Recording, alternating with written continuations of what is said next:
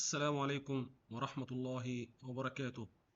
الإخوة والأخوات الكرام، أهلا ومرحبا بكم في خاطرة إيمانية جديدة بعنوان اعتمد على نفسك مع يقينك بالله، ده سر قوتك.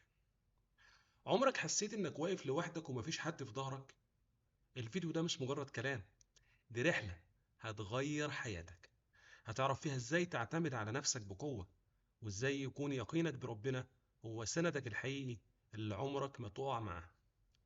وكمان هحكي لحضرتك قصص واقعية مدعمة بآيات وأحاديث ورسائل تحفيزية هتلمس قلبك وتخليك تبدأ بداية جديدة مليانة أمل وطاقة.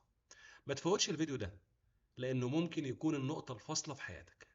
لكن قبل ما نبدأ رحلتنا حبيت أفكر حضرتك، أنت نسيت تعمل لايك وتشترك في القناة لو لسه ما اشتركتش، وشارك الفيديو يمكن تكون سبب في تغيير حياة إنسان محتاج له. ويلا بينا نكمل رحلتنا. تخيل كده يوم تصحى فيه وتلاقي كل الأبواب مقفولة، لا فلوس ولا ناس بتسندك ولا حتى كلمة طيبة ترفعك. تحس إنك واقع في حفرة مظلمة ومحدش حواليك. السؤال هنا، هتستسلم ولا هتقوم تقول أنا مش لوحدي، أنا معايا ربنا؟ الفيديو ده يا جماعة مش مجرد نصايح، دي رحلة جوه قلبك وعقلك. رحلة هتفكرك إنك أقوى مما تتخيل، وإنك لو اعتمدت على نفسك بيقينك في ربنا مفيش قوة في الدنيا تقدر توقفك. تعال نبدأ الرحلة دي. وأول حاجة هنتكلم عنها النهاردة وهو اليقين بالله، هو بداية القوة. قال الله تعالى: ومن يتوكل على الله فهو حسبه. وقال النبي صلى الله عليه وسلم: لو أنكم تتوكلون على الله حق توكله لرزقكم كما يرزق الطير تغدو خماصا وتروح بطانا. وقال النبي صلى الله عليه وسلم: واعلم أن الأمة لو اجتمعت على أن ينفعوك بشيء لم ينفعوك إلا بشيء قد كتبه الله لك. يعني اليقين مش رفاهية، ده أساس النجاح. الإنسان اللي مؤمن إن رزقه مكتوب بيشتغل مرتاح البال، مش مضغوط من الخوف. اللي عنده يقين بيشوف الأزمة بداية مش نهاية. الطير بيسعى من بدري وهو جعان، بس واثق إن رزقه موجود. وإنت كمان لازم يكون عندك نفس الثقة دي. وأحكي لحضرتك قصة صغيرة. في شاب فقير قوي من حي شعبي، كان بيشتغل في أشغال بسيطة علشان يساعد أهله. كل يوم يصلي الفجر ويقول يا رب ارزقني. مع يقينه بدأ يتعلم حرفة بسيطة على اليوتيوب. مع الوقت بقى صاحب ورشة صغيرة، وبعدين كبر المشروع وبقى النهاردة بيشغل شباب كتير من منطقته.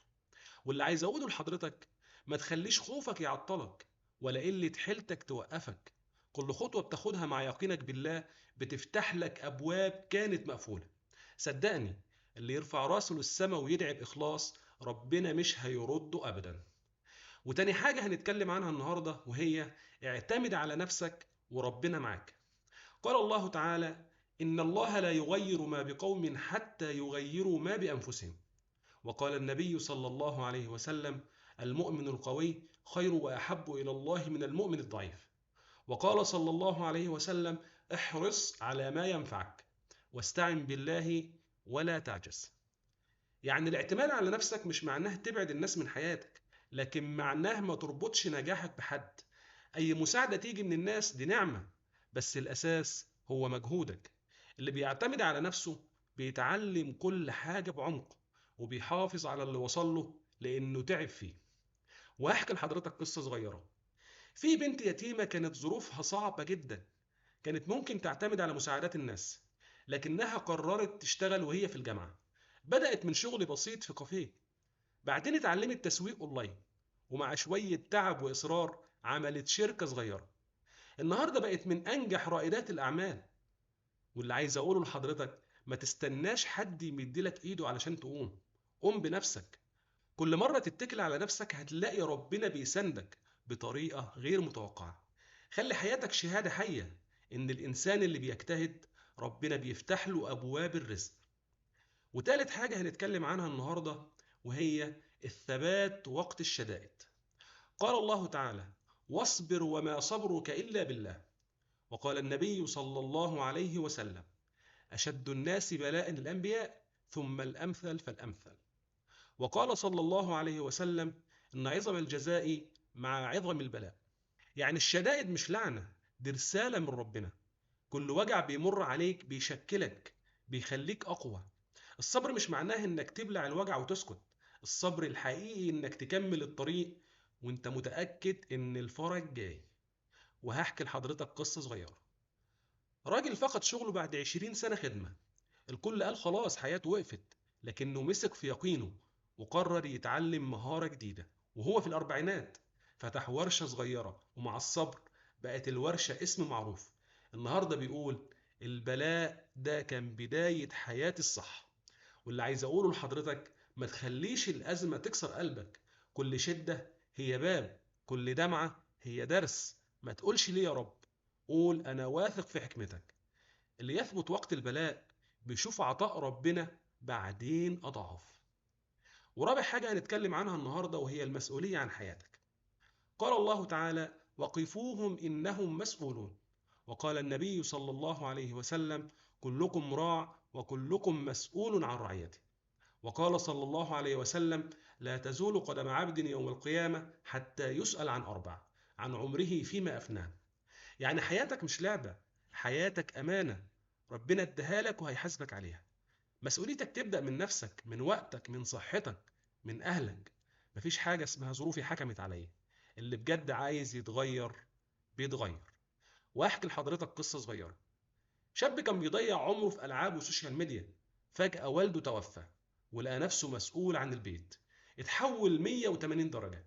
بدأ شغل من أول وجديد، ومع مرور الوقت بقى سند لأهله. واللي عايز أقوله لحضرتك، ما تستناش اللحظة اللي تتصدم فيها علشان تتحمل مسؤولية حياتك. من دلوقتي قرر تبني نفسك. كل يوم بتعيشه هو رصيد بيتخصم منك، فخليه رصيد يستاهل. وخامس حاجة هنتكلم عنها النهاردة وهي الإيجابية سلاح المؤمن. قال الله فإذا عزمت فتوكل على الله. النبي صلى الله عليه وسلم قال تبسمك في وجه أخيك صدقة. وقال أيضا صلى الله عليه وسلم إن قامت الساعة وفي يد أحدكم فسيلة فإن استطاع أن يغرسها فليغرسها. يعني الإيجابية مش رفاهية ولا إنك تبقى متفائل كده وخلاص. الإيجابية قرار، قرار إنك تشوف النور وسط الضلمة. الإيجابية مش بتغير الظروف، لكنها بتغيرك أنت. ولما أنت تتغير كل حاجة حواليك بتتغير. وهحكي لحضرتك قصة صغيرة. شاب عنده إعاقة جسدية. الناس قالت حياته انتهت، لكنه ابتسم وقال طالما ربنا مديني عقل ولسان أنا قادر. بدأ قناة على اليوتيوب يعلم فيها الناس دروس مجانية. النهاردة بيأثر في آلاف الشباب وهو قاعد على كرسيه. واللي عايز أقوله لحضرتك، ما تخليش الحزن يسرق عمرك. كل يوم عندك فرصة تبدأ من جديد. ابتسم، اشتغل، وحاول. حتى لو كل الدنيا بتقولك مستحيل، انت قول مع ربنا كل شيء ممكن. وأخيرا هقول لحضرتك حاجة مهمة جدا. الحياة مش طريق مفروش بالورود، لكن برغم قسوتها في سر بيخلي أي إنسان يكمل، وهو يقينه بربنا واعتماده على نفسه. لو فقدت الشغل ما تفقدش الأمل. لو الناس خذلوك ما تفقدش يقينك. لو الطريق ضاع منك اعرف إن لسه في طرق تانية ربنا مجهزها ليك. اللي معاه ربنا ما يتكسرش. اللي يعتمد على نفسه عمره ما يضيع. قوم دلوقتي، قوم وابدأ من جديد، حتى لو من نقطة صغيرة جدا. ما تستناش اللحظة المناسبة، انت اللي تصنعها. وخلي الفيديو ده مش مجرد كلام تسمعه وتعديه، خليه بداية جديدة ليك. وأخيرا أدعو الله اللهم إنا ضعفاء فقونا، فقراء فأغننا، منكسرون فاجبر كسرنا، تائهون فاهدنا. اللهم ارزقنا يقينا صادقا لا يتزعزع، وهمة عالية لا تفتر، وقلوبا راضية لا تيأس. اللهم اجعلنا ممن إذا قام اعتمد عليك، وإذا تعب استند إليك، وإذا ضاع الطريق اهتدى بنورك. اللهم اجعلنا نرى في كل أزمة بابا، وفي كل بلاء عطاء، وارزقنا رضاك في الدنيا والآخرة. آمين آمين يا رب العالمين. وصل اللهم وسلم وبارك على سيدنا محمد وعلى آله وصحبه وسلم تسليما كثيرا.